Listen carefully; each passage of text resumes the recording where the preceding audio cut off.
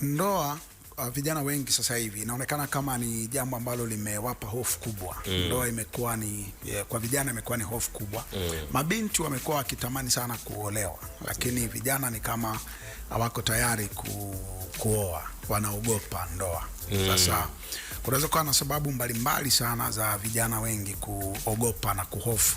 Wale ambao wako kwenye mziki na ambao hawako kwenye mziki, wote kwa pamoja ni kama vijana wana hofu ya kuingia kwenye ndoa.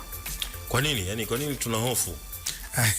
Nawe ni miongoni mwao. Sasa mimi si kijana. Basi wewe utuambie ukweli, kwa wewe tutumie mfano halisi kwamba okay, wewe kinachokupa hofu ni nini? Mimi nataka research yako bana. Si umeelewa? Yes, na nadhani kila mtu anaweza kuwa na sababu yake ya kwa nini anaogopa, kwa nini ana hofu, kwa nini anaona kama ndoa sio sehemu salama. Huko tulikotoka ndoa ilikuwa ni kitu ambacho kinaheshimika sana, na ni kitu ambacho kinaheshimika na watu wengi wanakitafuta kwa sababu ni sehemu ya amani na furaha.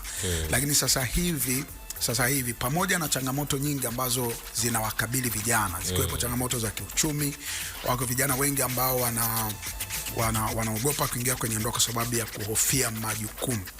Majukumu ambayo unajua ndoa ni majukumu. Kuwa kwenye ndoa ni majukumu. Wewe hapo ulipo hujaoa sasa hivi, lakini ukioa unatakiwa ujihudumie wewe, uhudumie mke wako, uhudumie wazazi wako, uhudumie wazazi wa mke wako, uhudumie ndugu zako, uhudumie ndugu wa mke wako. Familia inakuwa kubwa.